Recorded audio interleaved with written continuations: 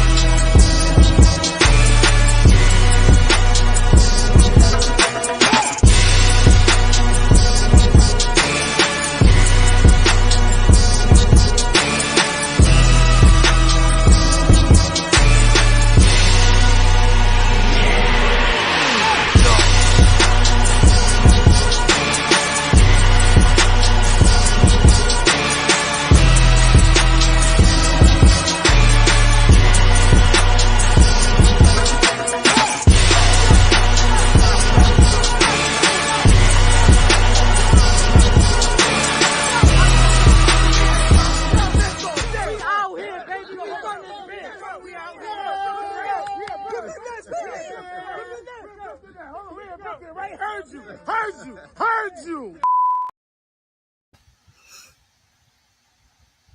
Word, yo. Laka. You already know the vibes. Is Who Run the City. It is Saturday. It is game one of these playoffs. It is finally here.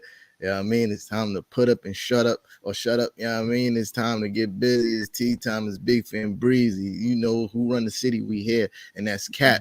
The Jay just coming in off the rip with shout the cat. Out to my guy. I mean, shout out to Barry. Shout out to my guy Kev. Let's go. Shout out to Barry. I mean, shout out to Barry. Shout out to my guy Jimmy J1 in the building. Yeah, I mean, I see you, Kev. I seen that video you posted. You already know the vibes. All right. He funny. Yo, man. Yeah.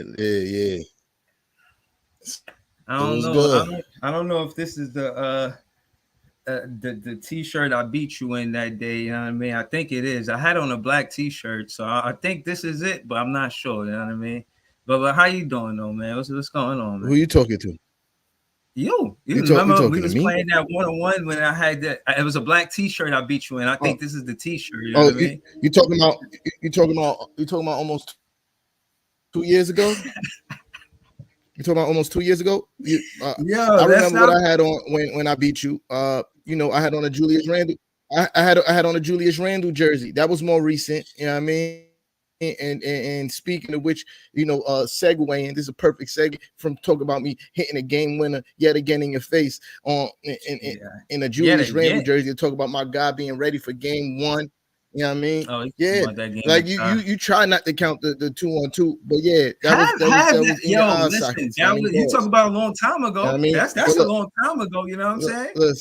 Listen. I mean, you're right. Man, you're right, but I still got a recent one. I still got it.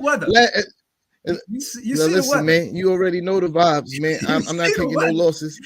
I'm not taking no losses. You already know the vibes. So yeah. So like I was saying, yeah, you know, after I hit the game winner in this guy's face in a Julius Randle jersey, and it's only right I segue to the fact that my guy, after spraining his ankle 2 weeks ago, is more than likely going to play. I wasn't really doubtful that he was going to play. Once I started hearing that he took off the boot and he was doing shoot arounds, I was like, oh, Julius Randle gonna play for game 1. Now, is he gonna be 100%? I can't comment on that. You know what I mean? Like, I don't know if he's gonna be 100%, but I'd be hard pressed to see Julius Randle not on the court. Yeah, you know what I mean, because he's that kind of guy. He's tough. He's an Iron Man, and he's a tough guy, man. So I could see him getting out there and giving it a go. Even if it's just to draw a distraction, so JB could do what he does, and RJ Barrett and Quentin Grimes, like, even if he's mostly out there as a distraction more than a scorer and a pivotal part of the likes of Willis Reed, or just to inspire the guys, you feel me? Like, everybody know about Willis Reed Game 7 in the NBA Finals, and coming out hitting the first 2 buckets and letting Walt Clyde Frazier do the rest of the work. You know what I mean? It could be on the lines of that. But I have a strong feeling he's going to be out there today, and we're going to win this game 1, in spectacular fashion. It's going to be a dog fight, a nail-biting event, but the Knicks is going to come out victorious. You know what I mean? And I'm going to be talking hella shit. The game with the captain, that was a Game 7. That was at the Garden? Game 7 at the Garden, NBA Finals. Yes, sir. I know. I'm saying, I'm trying to just contrast it. This is a road game for y'all, correct? Yeah. Okay. Yeah, it's a road game. Yeah. But y'all what was the series? It's 3-1. It's 3-1. 3-1. Yes, sir. And in the playoff 6:30 atmosphere game? In Cleveland. I said 6:30 game. Game 6:30. It's 6 o'clock, but it probably ain't gonna start at the 6:30. So what I was about to say, last game of the series, you asked about the series. Yeah. Last game of the series, the regular season, that was playoff atmosphere. We both were still playing for something at that time. We was on, the Cleveland Cavaliers' heels as far as wins, losses, and playoff seeding. So it was still a very important game, right? And the Cleveland Cavaliers came out clicking on all cylinders. I don't think they could have played a better first half of that game. They were shooting like 70-something% from the field. Donovan Mitchell was going absolutely crazy, and we still end up winning that game. And to me, that tells everything that I need to see about the series. We took the absolute best punch, and we still won. And I feel like that's because we just more gritty and hungry. You feel me? Than those guys. So we're gonna win. We're gonna win. I hear you. You know what I mean? I hear you. No, I hear you. One last thing for I land the plane. Donovan Mitchell, I think yesterday posted something like, getting ready for playoffs, inspirational post for himself, and he posted himself sitting down, like focused, and he put spider with a basketball or some shit like that. My son Josh Hart get underneath the comment, underneath the post, and said, "Fuck you," and that's the type of energy I'm on. That's the type of energy I'm on. That's the type of energy I want, bro. Like, we fuck you. I don't care about none of that. I don't care about your superstar status. I don't care about none of that. We coming to win basketball games, man, and that's the energy I want. You feel me? I got some other stuff I want to talk about too, but yeah, I'm gonna let you rock. I was talking for a long time. Yeah, I mean, again, like I said, I was talking about the Knicks too, just to kind of rebuttal some of the stuff. But I get some Nets. We mix it up. It's early in the show. Thank y'all for tuning in. Y'all could have been anywhere. I'm glad y'all adjusted to the 11 o'clock from the Friday nights to the Saturday mornings. We appreciate that. Shout out to all y'all in the chat.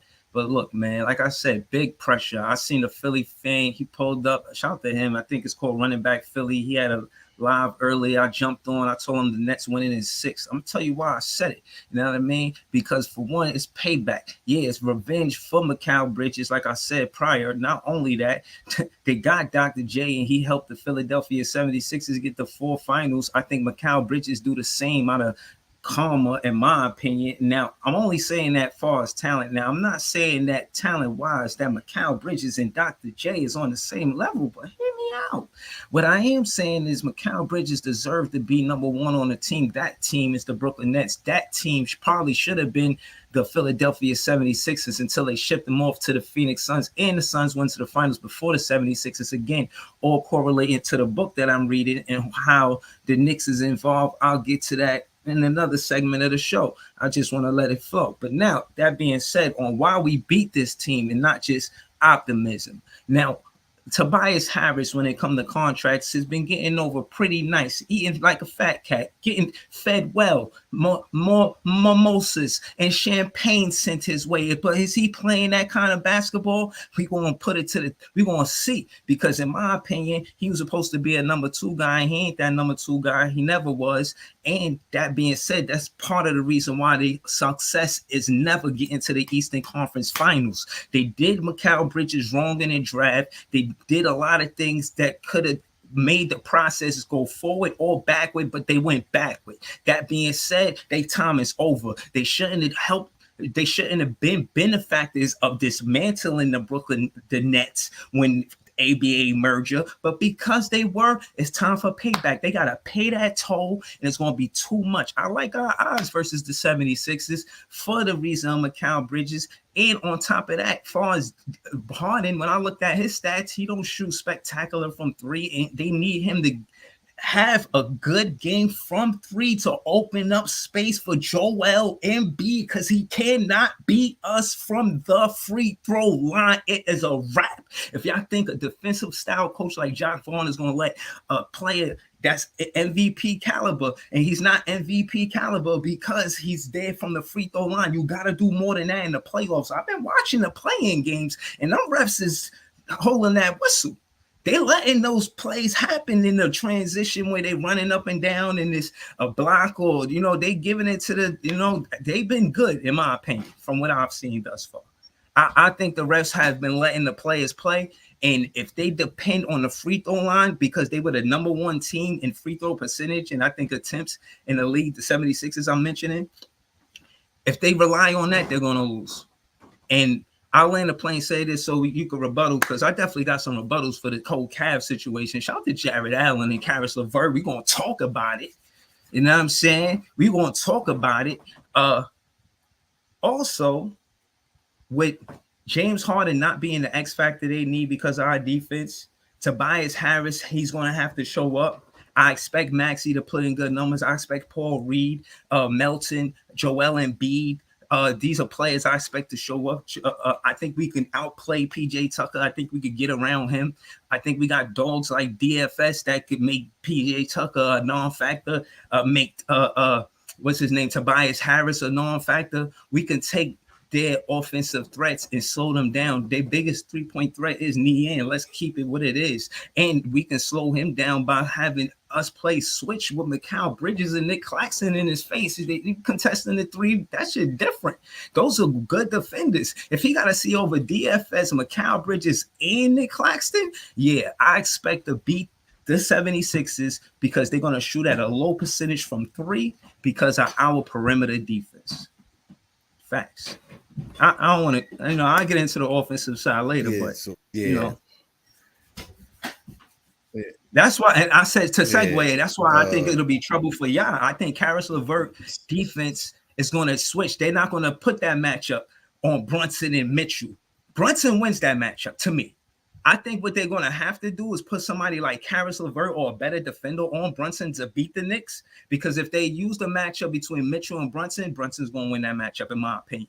He's won that matchup in the West. I've seen him winning in the East. I think the Knicks win versus the Cleveland Cavaliers. If the Cleveland Cavaliers coach think it's a good idea to match Donovan Mitchell versus Brunson, if he switches it up and say, yo, we're not going to even do that. All right, so Mitchell do whatever he's going to do, but put Caris on Brunson or somebody else on Brunson, but definitely not Donovan Mitchell. So I think y'all do got a chance in game 1. I think y'all still 1 out of 2. I think we played 3 games before we come back, but I think y'all get 1 out of 2 in Cleveland, and I think we get 2 in Brook and Philly. I think we went both of those. They tried that. They first of all, Donovan Mitchell never guards Jalen Brunson. You know what I mean? He never a switch or something like that.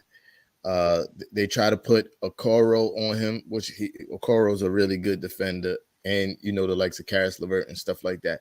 And it's not enough. It hasn't been enough. 3-1 in the season series says that alone that it hasn't been enough to stop Jalen Brunson and the New York Knicks.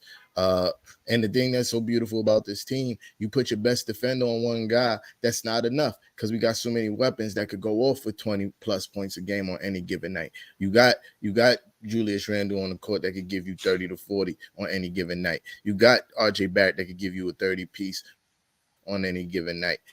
The man you quickly that and give you 30. You feel me? You got that can heat up and give you 20 plus on if he heats. You feel me? Like so, like you put your best defender on somebody, and then not to mention Josh Hart can give you 20 on any given night. You feel me? So that's I think because we got so many people that could step up and cook. You feel me? Josh Hart scored 20. I never seen Josh Hart score 20. I think. Yeah, I think he scored that on your team now. Yeah, if I'm not mistaken. What you mean you never seen it? You had you said any given night he's scoring 20 in the playoffs. He ever did that in the playoffs? Yeah. I mean, in the playoffs, he's been in that atmosphere. Does he have playoff? Exactly. So again, you say, watch my mouth. That's a good question. Wait, hold on. He don't have no energy in the playoffs. He's never been there. No. He just heard about it, seen about it. So watched it from where I'm from home. You know why this is so. You know why this is so hypocritical. First time, but you still, but you sitting there talking about how Mikal Bridges is going to do X, Y, and Z. But this is first time in the playoffs leading the team. I mean, that he could do it. You confident he could do it, but this is first time leading. He's been in the playoffs. He's been to the finals. Don't contrast to Josh Hart. He's never been there. He's been under Devin Booker's shadow, under Chris Paul's shadow. He ain't never been an NCAA champion. You know that, but he do it the first time. He's just waiting for his chance. You see, he went to a different team and got the number one role. What you talking about NCAA champion? So was Josh Hart. Josh Hart is a two-time NCAA champion. What are you talking? You see what I'm saying? The hypocritical stuff you be saying. No, you don't even know what you be talking. I'm saying my guy went to another team and became the number one guy. Your guy went to another team. You the one you the one and coming off the bench and playing a pivotal role. What are you talking about? He's an important part of the team. What are you talking about? Most of the games he comes like you know how to start it. You know how starters close out the game. Josh Hart is always in the game when it's the most important. So what are you talking about, bro? This is what I'm saying. You just be chatting. You be chatting because it sound nice, not because it makes sense. Or you chatting because it sound nice. You feel me? No. Look, you see what we did with the Mikal Bridges. No, you the one who started trying to talk about my guy, and I'm just making a comparison. You talking about pivotal? That's more pivotal than that. Don't contrast Mikal Bridges to Josh Hart. Don't do that because when it comes down to it, our Mikal Bridges is better than Josh Hart. I can because when it comes down to the end of games, when it comes down to the end of the games, he ain't never been to the playoffs. Mikal Bridges been to the final and was pivotal. When it comes down to the end of the game for the Suns, so stop it. What I say? But it's a whole different role now. This is first time doing that. You feel me? It's the first time doing that. And when it comes down to winning basketball, Josh Hart is always in the mix of making winning plays for the New York Knicks. And that's my point. You feel me? I'm not saying that he's going to dominate the series. I'm saying what he does, you can't not pay him attention. That's what I was saying. You trying to take it somewhere else. You know what I mean? But he's never been in the playoffs before. That's fine. My point is, it doesn't matter. He's never been in the playoffs. I said the playoffs and the regular season is two different things. Yes, he can. And again, that sounds like mad salt and hate in your blood because again, it's two different things. You're talking about Mikal Bridges being he was never a leader of a team. No, it's not. It's not. He's never been a leader of a team in the playoffs. You said the playoffs and the regular season are two different things. I'm listening to what you're saying, and I'm giving it back to you. Pause. You said you said that the playoffs and the regular season are two different things. Now he has to be the leader of a team in the playoffs, which he's never done. The role player on the Suns, but he's never been the A guy. He's never been the number one guy in the playoffs. I said, and that's contrast that to Josh Hart. Like, it's the same thing. If you got confidence that Mikal Bridges could, if you got confidence that Mikal Bridges could come and be a number one guy for the first time in the playoffs, and I'm saying I got confidence that my guy could step up when he's needed to give 20 plus points if it's necessary. Josh Hart don't always look to score. He's always looking to pass. He's always looking to play defense. He's doing all the hustle plays. But then it's times when he was needed to score, and he stepped up and gave buckets, namely your team. Your team. You feel me? That's a regular season game. Don't doubt my guy. Don't doubt my guy. Regular season to the postseason. And we both know even stellar players, even guys like Jimmy Butler, they earn their name, playoff Jimmy. These things happen because they show up in the playoffs. It has nothing to do with the regular season. They contrasted to see how the players excel from the regular season to the postseason. So case in point is, all I did was, I didn't mean to ruffle your feathers. All I did was try to point out the simple fact that it's a difference between regular season. Now, had a confidence, like I said, you always talk about confidence and optimism is the same thing. Like, okay, cool. Now, that being said, all I'm saying is, I'm acknowledging the difference. Now, again, like I said, I ain't mean to, you know what I mean, get under your skin or no shit like that. I'm just saying that to say, when it come down to Mikal Bridges and when you contrast what he did in the playoffs versus, not even versus Josh Hart, because he was never in the playoffs. This is what I'm saying. Mikal Bridges, what he did, that piece that and I'll pull up the stats after after the soliloquy. When it come down to Mikal Bridges, he shows up, he's there, and all his stats don't show on the offense on the sheet. And one of the best stats to see is the field goal percentage of the guy that he was defending, or the field goal percentage of the overall team on offense. That's one of the best stats because he contests shots, and that's what you get from Mikal Bridges. He's known for defense as well. Again, like I said, this is the reason why I'm acknowledging what he did far as roles when it came down to the, I guess not the A minus or the B or whatever, the guy coming off of the bench. He was a pivotal piece as well. So again, you feel like he can do that. I'm telling you, Mikal Bridges already did that. So it shouldn't be no misunderstanding, Knick fan. T-Time, you feel me? It should just be like, oh, I get what you're saying. Then we can move on amicably. Now, when it come down to Spencer Dinwiddie, he got experience in the playoffs. He was there in the West Coast. Doe got experience. Twin got experience. Nick Claxton, call it what you want, but got experience. Joe Harris got experience. You feel what I'm saying? Patty Mills got experience. Look, and they got experience. They got playoff experience. They got experience in getting bumped in the first round. No, Patty Mills. Yeah, Spencer Dinwiddie and Joe Harris got experience. You know what I mean? Oh, Patty Mills. Yeah, but Patty Mills don't barely get burned. He's still part of the team. But anyway, you talk about Bridges, right? Talk all this shit about Mikal Bridges in the playoffs as the third. If he was the third option scoring, I don't even know. You feel me? The 12 points a game. Now it's a whole different story. You the number one guy and trying to stop you on every single play, where their main focus is stopping you. He's never had that pressure on him in the playoffs. That's number one. In the NBA playoffs, you feel me? He's never had that kind of pressure on him. That's number one. And what I'm saying, what I was simply saying, it's the difference between the regular season and the playoffs. I'm saying, not disagreeing with that, but you were just up here talking crazy about doing. I'm saying this is his first time in that role. Yeah, but I think he's comfortable because he's still home court advantage because he's from Philly. Feel me? He's from Philly. That ice is easily broke. You feel me? From Philly. He gonna have probably still home court advantage because of the relationships he got. That don't mean thin. Yes, it do. He a hometown hero. He grew up there, was an NCAA championship with Villanova twice. You don't think that has nothing to do with it? No, he won't. No, he won't. No, he So what about Taj Gibson and how he was received with the Knicks? This is why I'm saying you can't play both sides with me. This is why I'm trying to tell you. When it comes down to, all right, we want to see. Watch Mikal Bridges steal home court advantage. The Philly fan base is not going to be drowned out by Mikal.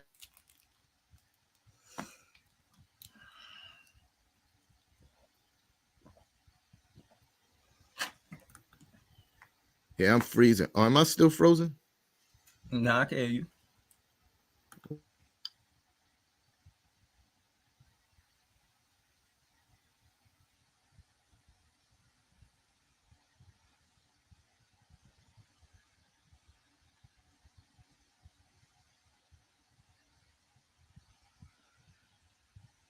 Yo, I'm just waiting for T-Time to talk.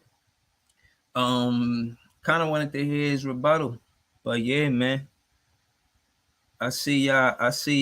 Look at Kevin France has. So I got them all mad in the comments, man. Stop it. Y'all ain't gotta be like that. Listen, bro. When it come down to it, y'all know what's up. 8-2 since the podcast started. Y'all could talk all that. Act like, oh, he's just optimistic and T-Time's conglomerate. Listen to all y'all Knicks fans. I will cook all y'all.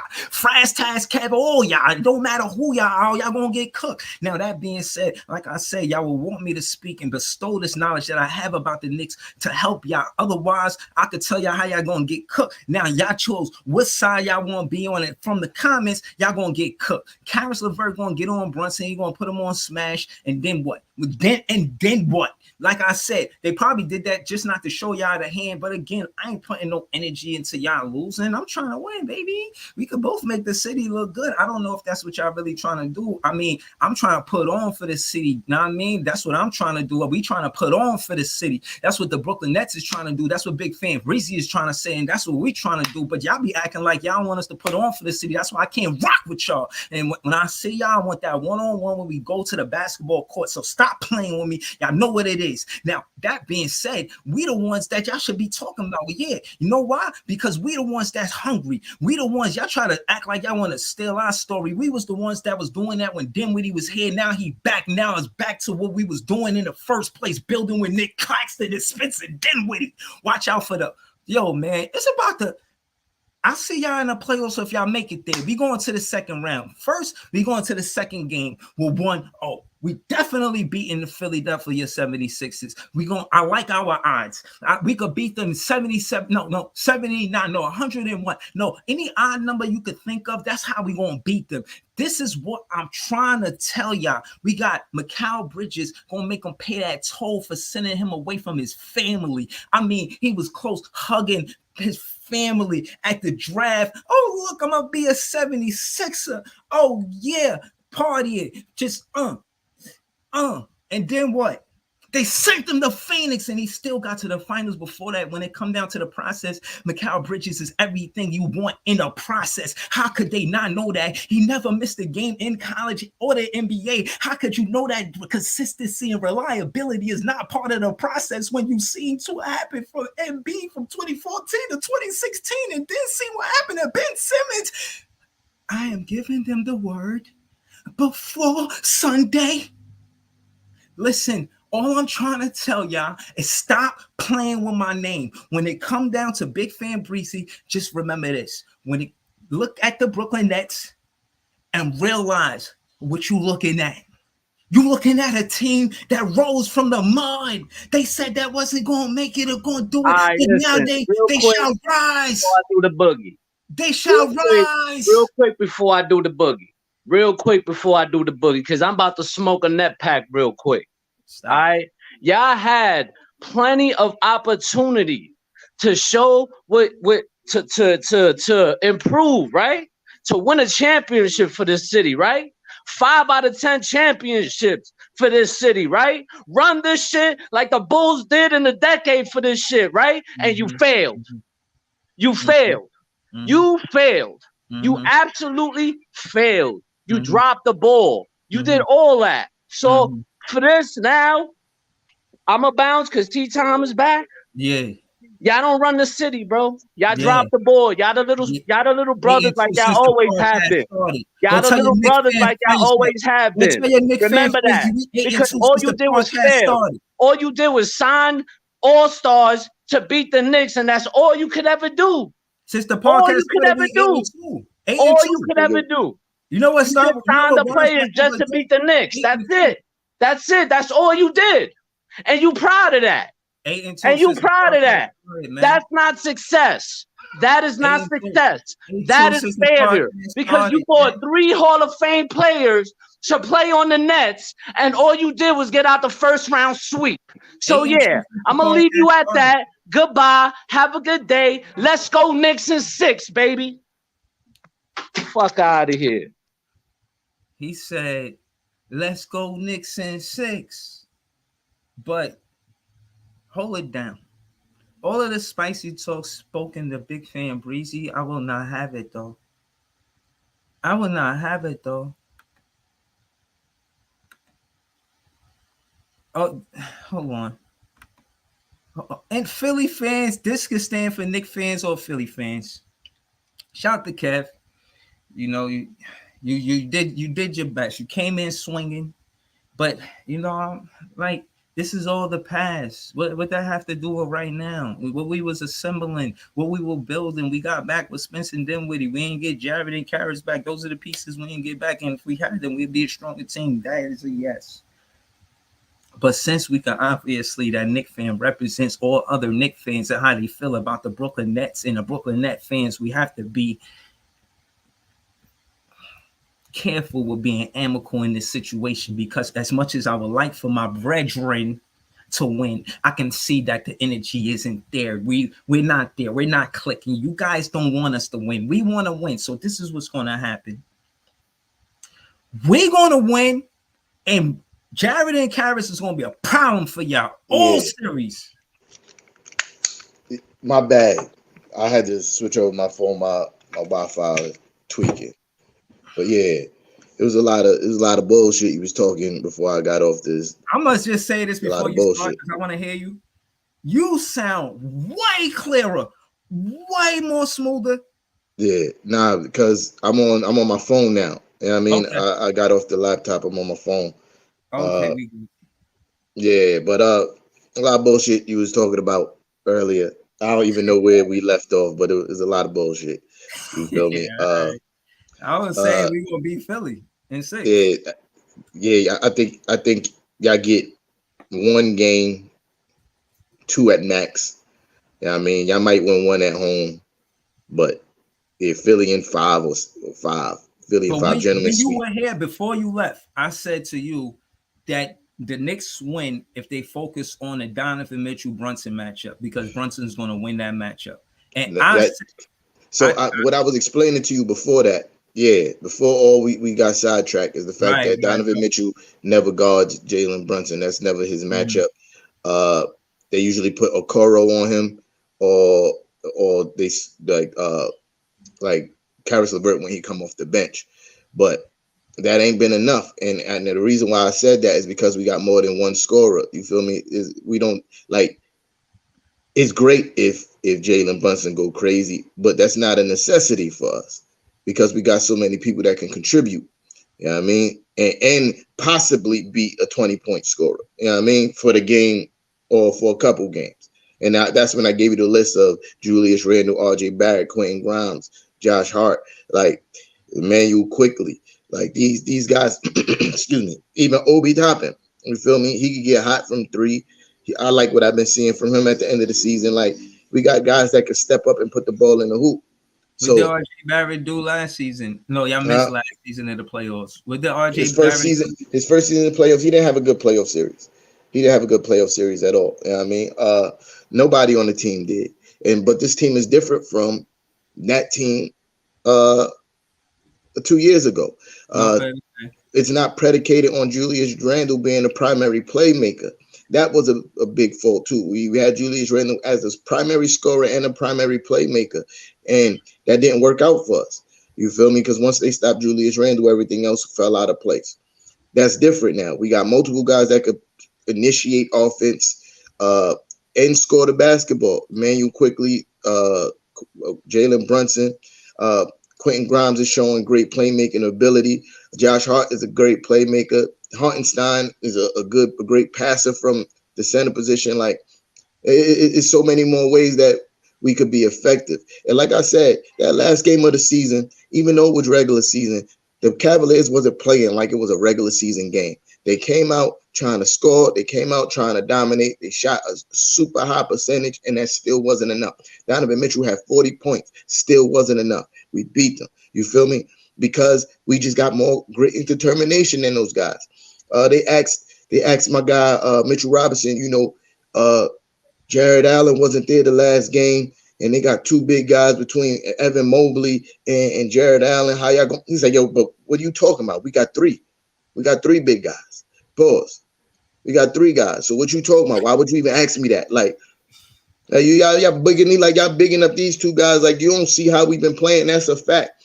Like, I don't think there's enough credit being given to how Mitchell Robinson, Josh Hart, and if we need, Jericho Sims could come off the bench and play, especially Mitchell Robinson and Josh Hart. Josh Hart's been playing crazy. Josh Hart got playoff experience. He was a member of the Clippers last year.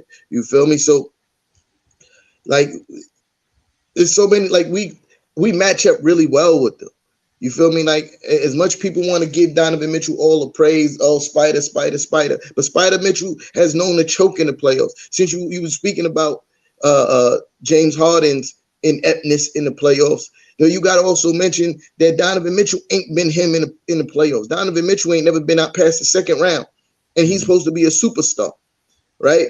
So his career is littered with first round exits and a couple second round exits. Only a couple, because he only been to the second round like twice.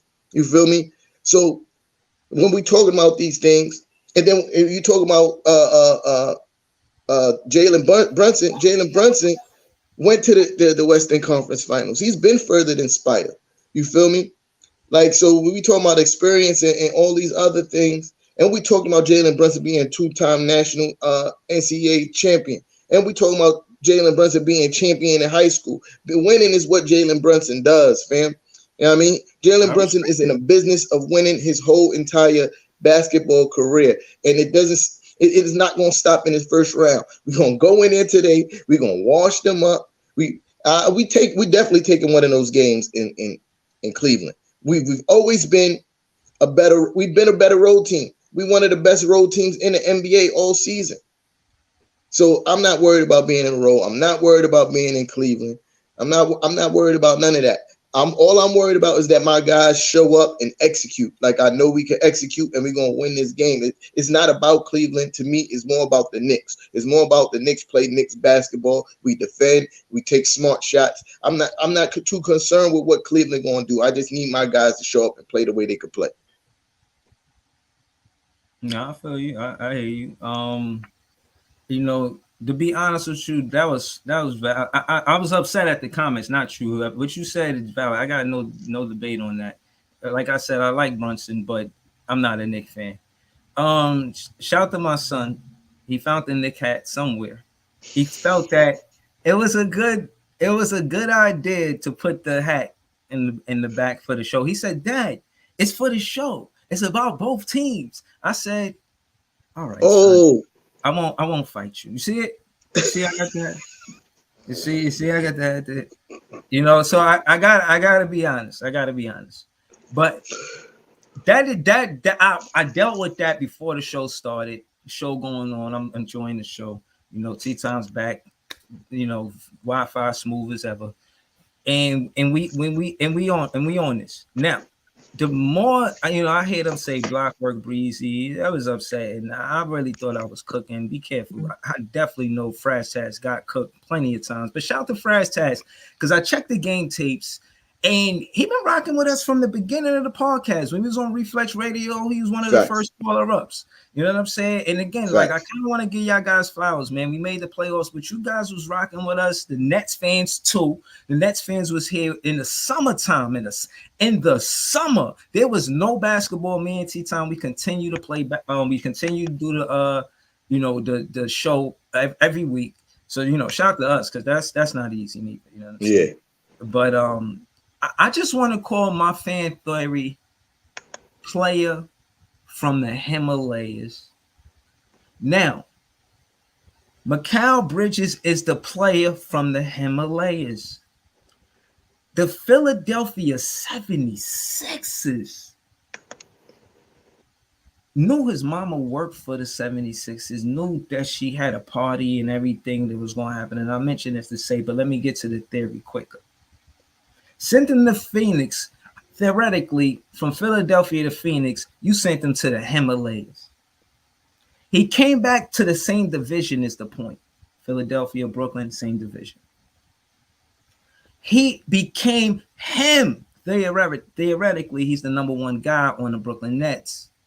Himalayas. Now, I hope y'all like how I broke that down.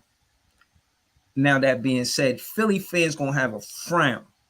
Besides the ones that show up for him. Now, my point to what I said prior about him stealing home court advantage, it's something about a player that's homegrown that plays for the professional team of the city that I think all fans can appreciate.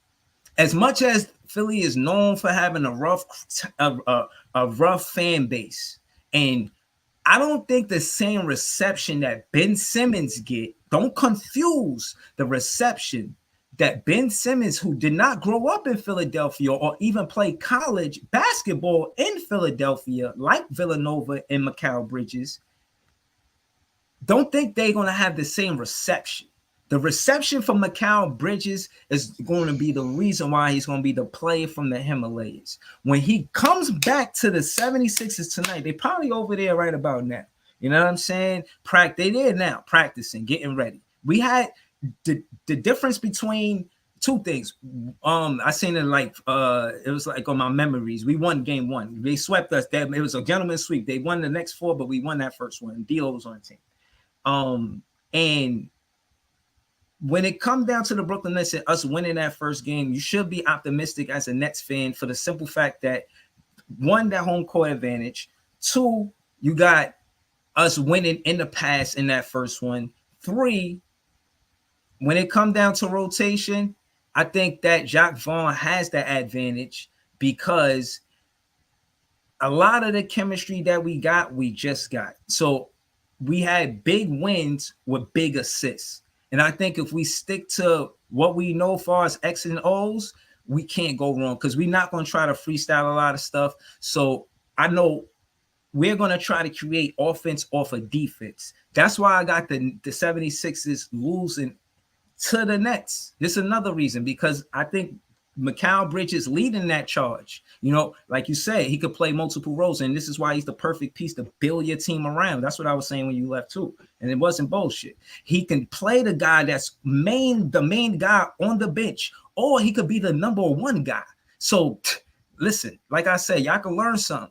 When it comes to Mikal Bridges, he is the perfect, he's the perfect kind of player you want to build your team around because of said reasons. He could be the number one guy on defense or the number one guy on offense. That is vital, especially in a league where the three ball is becoming this much relevant opposed to different eras where you need a guy to play switch, where you got Jacque Vaughn coaching style is for the players to switch or, you know, on a pick and roll of the situation. And you want to have guys that can guard 1 through 5, or at least 1 through 4, and you get that from a Mikal Bridges and a Nick Claxton and I won't say Doe. I think Doe is good at 2 through 5, but not 1 through 4. But yeah, 2 through 5, but I don't think he guards the one good. So yeah, I think that's our advantage too. And I think, you know, Niang is going to have to show up big for them today. And if he doesn't show up, if Niang and Tobias Harris doesn't show up, Harden and Embiid and Maxey, it won't be enough. It'll be close with Harden, Maxey, and Embiid, but it won't be enough. They need more. And to one last thing, our X factor to winning this game, in my opinion, is Day'Ron Sharpe. We need him to go at Paul Reed. Paul Reed, he won that last matchup with Day'Ron Sharpe in the last game of the regular season. Hopefully, Day'Ron Sharpe been hitting the gym, working out, getting stronger to go versus a Paul Reed. Paul Reed was top 10 in offensive rebounds. I think in last regular season, I think Day'Ron Sharpe was as well. But Day'Ron Sharpe is, he's a sophomore. He's second year in the NBA. So, they're going to be physical with him out there. But they're going to let them play. So that might be to our advantage with Day'Ron Sharpe. He's a strong young player. So, I know the bench is going to be essential too. And I'm not sure if the big question is Cam Thomas going to get minutes?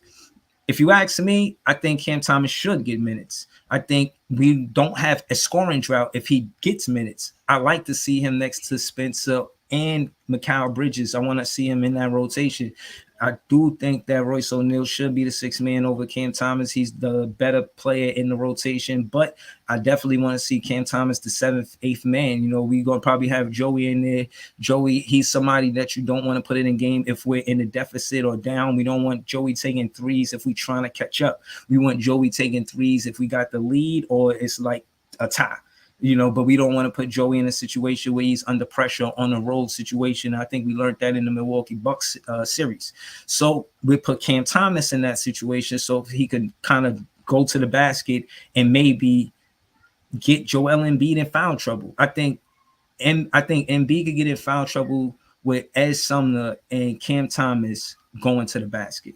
If they have those players keep the defense honest, the 76ers, they can't just know we're going to take the three because of Ed Sumner, Mikal Bridges, Cam Thomas. Again, emphasis on Cam Thomas. Put him in the rotation and let him attack Joel Embiid, try to get them in foul trouble. The less Joel Embiid is in the game, the more they got to run the offense without him. And I don't see the Philadelphia 76ers beating the Brooklyn Nets in a 4-game series if we keep Joel Embiid in foul trouble by having Cam Thomas, Ed Sumner, and Mikal Bridges and Twin attack the basket. I'll land the plane saying this. The difference that I like about Twin from Bruce Brown from this season to last season is the fact that Twin will get in the paint and dunk it. We always had to rely on Bruce Brown hitting or missing the floater. At least with Twin, he'll get to the paint, try to dunk it, go to the foul line, or he'll dunk it. You know what I'm saying? So I like his aggressiveness from Bruce opposed to Bruce Brown with the floater.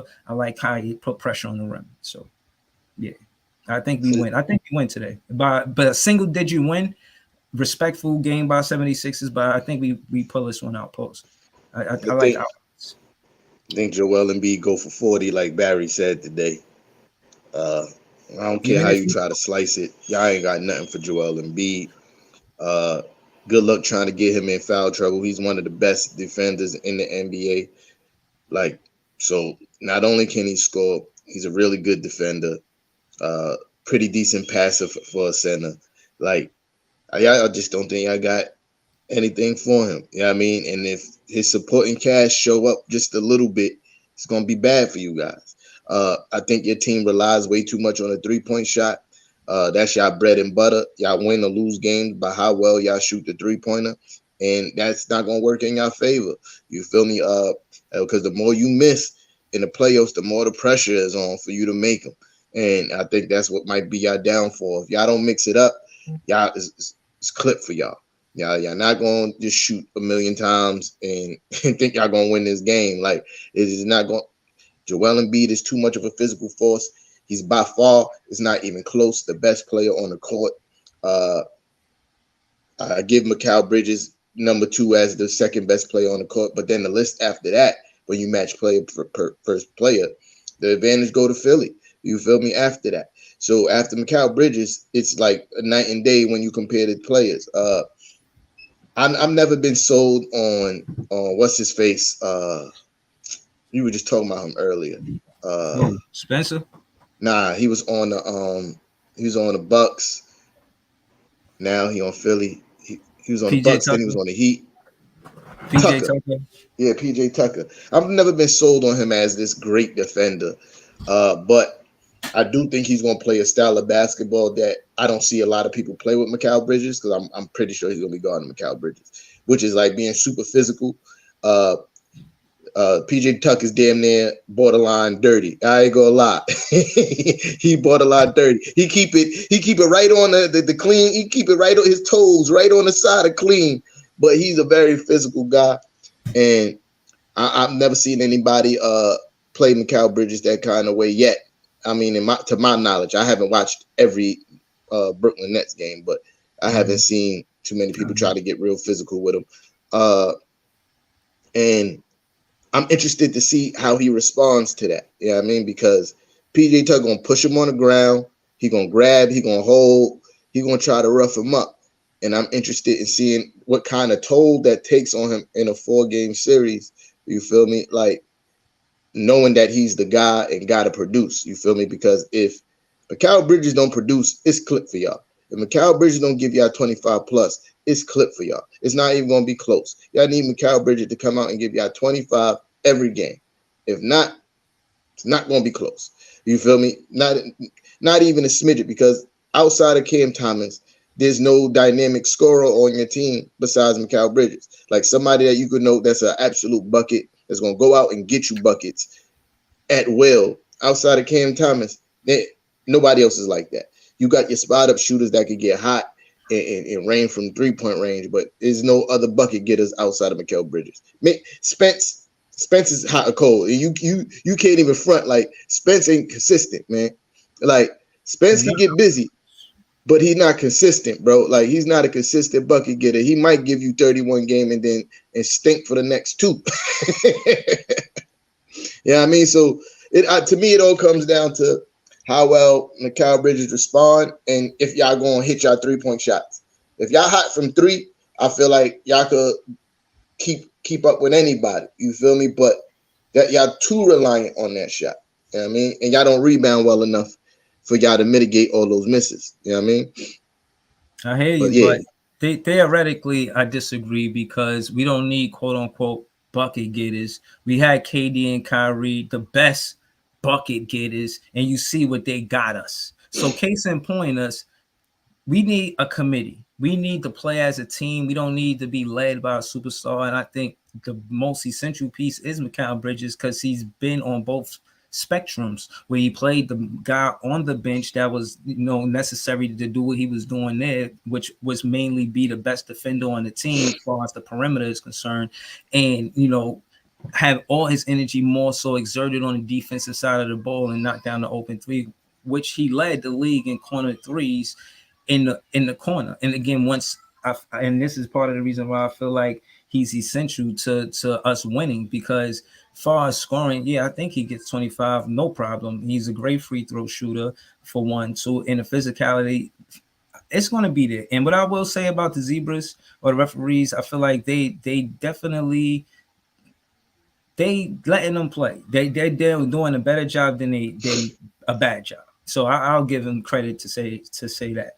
But I don't think we rely on a 3-ball entirely, because analytically, statistically, we did win and lose our games trusting the 3-ball.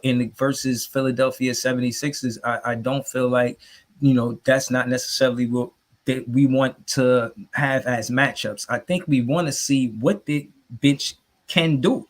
We want to make sure that if the 76ers do score the ball, it's not just because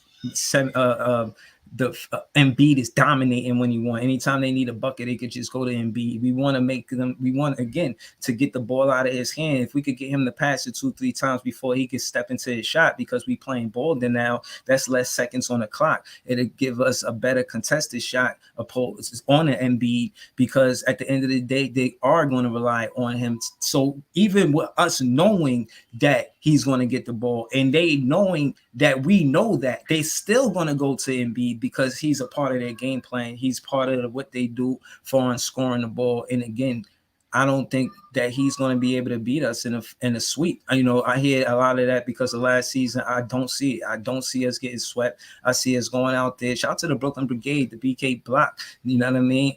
They out there in Philly right now as we speak, getting ready to watch the 76ers lose that first game 1 to the Brooklyn Nets. And it's because of Mikal Bridges making them pay that toll. When he come off of that curl, when he got the 3-ball from the corner, that's hard to guard. And it puts Embiid in the isolated situation where Mikal is coming off of the curl and he's there to guard Mikal. What's he going to do? He's there to guard Twin. What's he going to do? He's going to have to compete. And like you said, he's good on both sides of the ball. So his usage rate, you talk about being beat up, he's going to be the one that's beat up. We're going to put the physicality on him. If we go in there and set the tone and be more the physical team. We got Doe, we got Twin, we got Mikal Bridges, we got Nick Claxton. And let me just get to Nick Claxton because he didn't make the DPOY list. Like when you look at his statistics, I've seen the statistics too. And when they compared it to the guys that did make the list, he's in that conversation. I really am disappointed that they didn't put him on that DPOY list as a candidate. You know what I'm saying? And I think he's going to take offense to that. I think he does. And, you know, he won the field goal percentage award, but I think he should have been on that DPOY candidate. And I think he shows it with not necessarily guarding one-on-one and beat. I'm not saying that we do it by committee, but look for a lot of steals, deflections. Look for us to win a deflection war. You know what I mean? We're going to get a lot of deflections and make it tough for them to score. All right. So I hear what you're saying about y'all had the bucket getters, but I always told you about that team, especially last season, that team as a team wasn't good. I always told you that. I said KD and Kyrie is good, but outside of that, your team is ass, right? And that was proven because when that's Cat. Yo, listen. You talk if you in your right mind. He did pull back up though. Shout out to SRK. Pull back up next week. He pulled back up. Shout out. I said pull up after y'all the Nets get swept. That's what I told him to do. You know what I mean? He's gonna be back, but we're not. Look. If you in your right mind think that y'all have a better chance to beat Philly than we have to beat Cleveland, that's crazy talk. That's crazy talk and it's delusional. But back to what I was saying. I get what you're saying. I always told you that outside of KD and Kyrie, your team was ass. And that was proven last year in the playoffs. Because for the most part, KD was doing what KD does. Kyrie was ass. But it was nobody else to step up and help. You feel me? So I do get what you're saying about win by committee. That's partially true. But in the playoffs, when it comes down to it, right? When it comes down to it, you need bucket getters, bro. You need somebody that you know that, all right, it's go time. We need a point right now. Who you going to pass it to? Mikal Bridges is your guy. And I said outside of Mikal Bridges, Cam Thomas. There's nobody else even close. Thanks. You feel me? Cam Thomas. I'm going with Cam Thomas, but who knows if he's going to even play, right? Who knows if he even going to play? So that's and as far as you talk about, y'all going to bring the physicality to Joel Embiid. That's actually hilarious. Like, Joel Embiid is literally going to be the biggest and strongest person on the court at all time. Like, literally the biggest and strongest. He's one player. Like, he got Nick Claxton about what, like 40 pounds, man.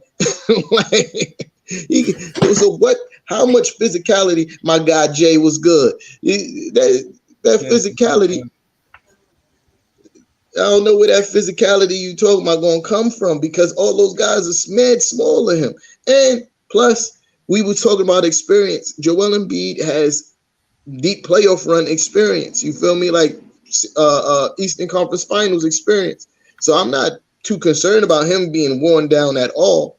Yeah, I mean, because he's been in this role. He's been a guy who had to deal with quote unquote physicality and all that and prevailed in some aspects, right? But you know, because we about to get up out of here. I gotta dip. But just to, you know, go to the award stuff. Sorry for Nick Claxton, but the Knicks got two guys that's candidates for awards, like I've been saying for the longest. And Jalen Brunson, candidate for MIP, absolutely deserves that award, and I explained to you a little bit more. I'm gonna explain to that a little bit more, and we got Emmanuel Quickly as a runner-up, as a finalist for Sixth Man of the Year. This is why I say that Jalen Brunson needs to win MIP because, right? I forgot who's the other candidates, right? But none of them, not really one of them, right? Nobody else on that list has left the team and went to another team and took that team from not being a playoff contender to the 5th seed in the conference, right? Not only SGA is SGA even in the playoffs? Did they win last night? No, I think they lost to Minnesota. All right, my case in point. Case in point right there. You feel me? SGA not even in the playoffs. And I think winning also has to count for something, right? Being a part, contributing to winning has to be a part of something, right? Then you also look at the increase in points. I think Jalen Brunson last season on the season averaged like 16 points a game. Now he's at 24. Field goal percentage still the same. Still the same. You feel me? Like field goal percentage. And 3-point percentage went up. So winning has to count for something. SGA, I think it might be the closest to most improved to Jalen Brunson, but winning also has to count for something. And that's why I got Jalen Brunson winning the MIP. Now, 6th Man of the Year award, similar scenario where winning has to count. Well, no, because Malcolm Brogdon, he's a 6th Man of the Year award candidate. But this is how I also factor why